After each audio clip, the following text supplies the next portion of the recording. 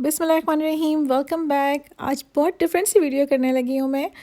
तो 12 टिप्स आप लोगों के साथ शेयर करूँगी। 12 tips to make your life easy in the kitchen. ठीक है, ज़िंदगी आसान बनाएंगे हम किचन में। सबसे पहली टिप यह है कि चने जो हैं वो आप बॉईल करके रख लिया करें और उससे उसका बहुत फ़ायदा होता है। तो चने जो है वो ओवरनाइट में सोक कर लेती हूँ, या 3-4 घंटे भी काफ़ी हैं। जब वो ठंडे हो जाते हैं बॉईल होने के बाद, तो फिर मैं उनको ज़िप-लॉक बैग्स में थोड़ा फ्लैट करके स्टोर करती हूँ। उससे ये कि डीफ्रॉस्ट करना बहुत ही ईज़ी होता है। तो चाट बनाएँ या सालन बनाएँ तो फिर ये कि जल्दी से जो है ना डीफ्रॉस्ट हो जाता है।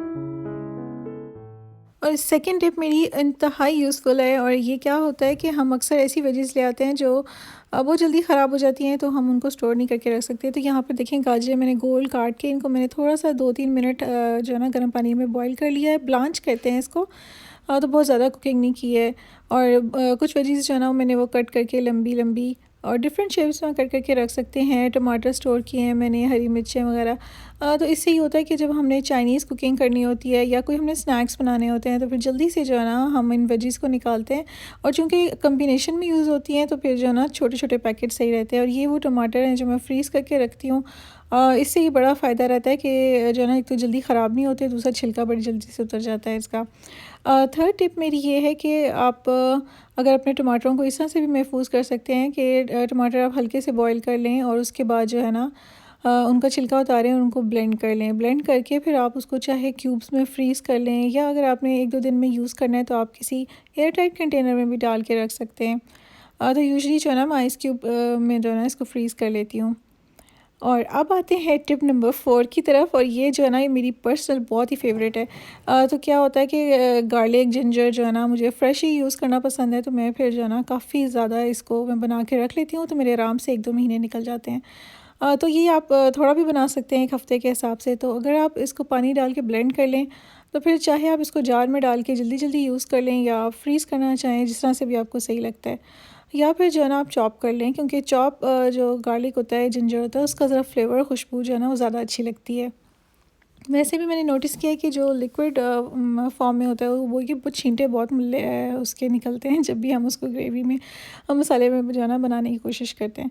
यहाँ पे अभी मैं इसको रख रही हूँ। आप इसको जिंजर और गार्लिक को सेपरेट भी रख सकते हैं इस तरह के कंटेनर्स में, और ये बिल्कुल भी नीचे से नहीं चिपकते, कोई ऑयल लगाने की भी ज़रूरत नहीं है। तो ये आराम से जो है ना छोटी छोटी टुकड़ियों में जो है ना टूट जाते हैं। या फिर ये कि हम जो है ना ज़िप-लॉक बैग्स भी यूज़ कर सकते हैं। इसको आप ऑयल करना चाहें तो कर लें, लेकिन इसकी ज़रूरत नहीं है।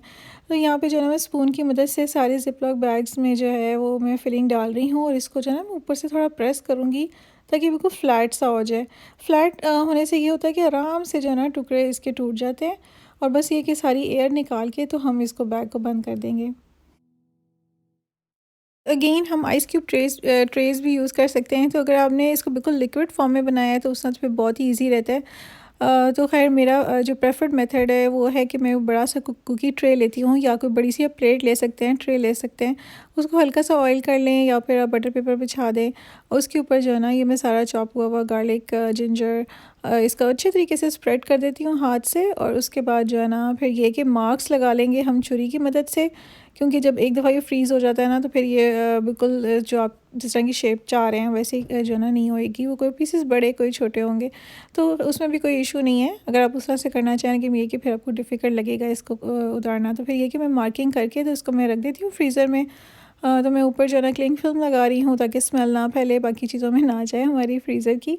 तो ये कि थोड़ी देर अभी जब भी थोड़ा सा सेमी सॉलिड हो जाता है, तो इसको जो है ना विदिन 20 मिनट्स आप कह लें, या 10 मिनट्स आप इसको एक दफ़ा निकाल के तो दोबारा से जो है ना छुरी की मदद से थोड़ा सा इसको दोबारा से कर दें, ताकि जो है ना हमारे पीसेस अलग होने में बहुत ही आसानी हो। अब ये वाली टिप शायद आप लोगों को बहुत ही अजीब सी लगे, लेकिन ये कि मैंने ये फ़र्स्ट टाइम किया है कि मैंने बहुत सारे गार्लिक को जो है स्लाइस करके तो मैंने फ्रीज़ कर दिया, और मैं सिर्फ एक्सपेरिमेंट कर रही थी, और ये एक्सपेरिमेंट बिल्कुल ज़बरदस्त कामयाब रहा है। ये बिल्कुल भी आपस में नहीं चिपकते। तो ये कि तड़के वगैरह के लिए जो है ना फिर बड़ी आसानी हो जाती है। तो फ्रेश गार्लिक जिंजर स्पेशली जो लोग बाहर के मुल्कों में रहते हैं या वर्किंग लेडीज़ हैं, वो इसलिए भी यूज़ नहीं करती क्योंकि उनको लगता है कि डिफ़िकल्ट है। तो अब आते हैं टिप नंबर 5 की तरफ। मैं आपको बताऊंगी कि मैं मिंट अपना किस तरह से महफूज करती हूँ। तो मिनट जो है ना, यहाँ पे सबसे पहली बात ये कि जब आपने इसको कुछ भी करना है, अगर आपको लगता है कि अभी कुछ टाइम है, हम इसको नहीं हैंडल कर सकते, तो इसको किसी पानी में डाल के रख दें। अब ये पानी का जार आप फ्रिज में भी रख सकते हैं। अगर आप चाहें तो पुदीना घर में उगाना भी बिल्कुल डिफ़िकल्ट टास्क नहीं है। आप इसको किसी भी ऐसी जगह पे अपने किचन की विंडो में जहाँ पे थोड़ी बहुत सनलाइट आती है, वहाँ पे आप इसको उगा सकते हैं। तो बस ये कि मैंने अभी इसके अंदर ये टहनियाँ डाल दी हैं, और इसके लेकिन आप जो है ना, पत्ते जो भी होंगे वो आप उसको रिमूव कर दें, क्योंकि वो बिल्कुल मुरझा ही जाएंगे, उसका कोई फ़ायदा नहीं है। क्योंकि सिर्फ नीचे इसकी जड़ें बनेंगी तो नए जो है ना, नई स्टेम्स निकलेंगी आपके पुदीने की, तो उससे जो है ना आप बाद में इसको किसी बड़ी क्यारी में भी ट्रांसफ़र कर सकते हैं। और एक तरीका जो है ना बहुत ही ज़बरदस्त किस्म का, वो ये है कि आप मिंट को जो अच्छे तरीके से वॉश करके फिर फैला के ड्राई कर लें। इसको 2-3 दफ़ा आप उलट पुलट करें और किसी ऐसी जगह पे रखें जहाँ पे जो है ना थोड़ी सी धूप या रोशनी आती हो। तो इसको कुछ दिन लगते हैं और फिर जो है ना आपका ड्राई मिंट तैयार हो जाता है। और इस ड्राई मिंट के साथ जो है ना सबसे ज़बरदस्त और मज़े की जो टेस्टी चीज़ बनती है वो होती है कहवा। तो वो भी आप बनाएं, आगे वैसे भी सर्दी आने वाली हैं, तो मिंट का कहवा जो है ना, ये हाजमे के लिए भी बहुत अच्छा होता है और गले के लिए भी बहुत अच्छा होता है। हाँ, तो मैं इसके अंदर जो है वो टी बैग भी डाल रही हूँ। आप चाहें तो ग्रीन टी के लीव्स भी डाल सकते हैं, और इनफैक्ट इसको आपको कुछ भी डालने की ज़रूरत नहीं है। आप सिर्फ इलायची डालें और पुदीना डालें, थोड़ी सी सौंफ भी डालें, तो उसका कहवा जो है ना वो भी बहुत ही ज़बरदस्त है। तो बस ये मैं ऊपर से ना 1-2 वैसे फ्रेश फ्रेश तो नहीं, ड्राइड हमारे जो मिंट के लीव्स है वो डाल रही हूँ, और थोड़ा सा लाइम जूस। अब आप इसमें चीनी मिलाएं या शहद मिलाएं, वो totally up to you. Tip number 6 मेरी ये है कि हरी मिर्चें महफूज़ करने के लिए आप इनकी ऊपर की स्टेम्स उतार दें।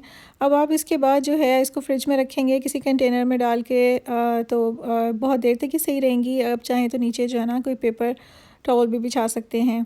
अब आते हैं टिप नंबर 7 की तरफ, और वो है हरा धनिया। हरा धनिया के जो है ना स्टेम्स मैंने सारी कट कर लिए हैं, क्योंकि यहीं से जो है ना धनिया हमेशा हमारा नीचे से ख़राब होना शुरू होता है। तो पत्ते जो है मैंने इनको वॉश नहीं किया, और बस मैंने एक कंटेनर के अंदर पेपर टॉवल बिछाया है, उसके ऊपर जो पत्ते मैंने रख दिए हैं। अब जो टहनियाँ हैं उनको हम ज़ाया नहीं करेंगे, उसको आप जल्द अज़ जल्द यूज़ कर लें, उससे चटनी भी बहुत मज़े की बनती है। तो बस ये अब बहुत देर तक जो है ना हमारा धनिया महफूज रहेगा। अब आते हैं टिप नंबर 8 की तरफ, और वो ये है कि जो आपके नट्स होते हैं वो बाज़ दफ़ा बरसात के मौसम में जब वो जल्दी से जो है ना वो सॉफ़्ट हो जाते हैं, तो उनको कोशिश किया करें कि आप हल्का सा रोस्ट करके फिर आप महफूज़ करें एयर टाइट कंटेनर में। उससे उसकी जो शेल्फ़ लाइफ़ है वो काफ़ी ज़्यादा इम्प्रूव हो जाती है, और ये कि टेस्ट भी मेरे ख़्याल में बहुत ज़्यादा इम्प्रूव लगता है अगर आप रोस्टेड नट्स खाएँ। सब बच्चे भी शौक़ से खा लेते हैं। अब हम आते हैं टिप नंबर 9 की तरफ, और ये बहुत ही ज़्यादा एक इम्पॉर्टेंट टिप है, क्योंकि जब भी हम कैन्स या जार्स खोलते हैं तो उसमें हम बाज़ दफ़ा पूरी चीज़ यूज़ नहीं करते। तो जो भी हमारा लेफ़्ट ओवर होता है उसको जो है हम एज़ इट इज़ नहीं फ्रिज में रख सकते। उसकी जगह आप इसको किसी भी ग्लास जार जो कि एयर टाइट हो उसमें डाल के रखें, और आपके घर में छोटे-छोटे कंटेनर्स होते हैं, आप उसमें भी डाल के रख सकते हैं, क्योंकि अदरवाइज़ जो है ना फूड पॉइज़निंग का ख़तरा होता है। अब आ जाते हैं टिप नंबर 10 की तरफ, और ये है जो ग्रीन अनियन हमारा होता है, हरा प्याज, उसको जो है ना हम घर में भी उगा सकते हैं। तो मैंने छोटे-छोटे जो योगर्ट के कंटेनर्स होते हैं उसमें पानी डाल के, जो मेरी ग्रीन अनियन जो मैंने बाज़ार से लिया था वो ख़रीद के जब ख़त्म होने वाला था, तो मैंने उसको जो है ना पानी में डाल दिया। तो अब ये देखें कि ये तकरीबन रोज़ की बेस के ऊपर जो है ना ये माशाल्लाह से बढ़ता है, और जैसे-जैसे इसकी स्टेम्स निकलती जाएँ लंबी, आप उनको यूज़ कर सकते हैं, और फिर नई-नई स्टेम्स भी निकलती रहती हैं। बस ये कि आप पानी इसका रोज़ चेंज कर दिया करें। तो ये बहुत ही यूज़फुल टिप है, और इसको किसी आप हवादार जगह पे रखें, और अपनी खिड़की के पास भी रख सकते हैं। तो यहाँ पर जो है मैं भी अपना जो घर का छोटा-सा मिनी सा हमारा एक पानी वाला खेत है, उसमें से जो मैं अपने हरा प्याज़ निकाल के तो उसका मैं बड़ा मज़ेदार किस्म का ऑमलेट बना रही हूँ।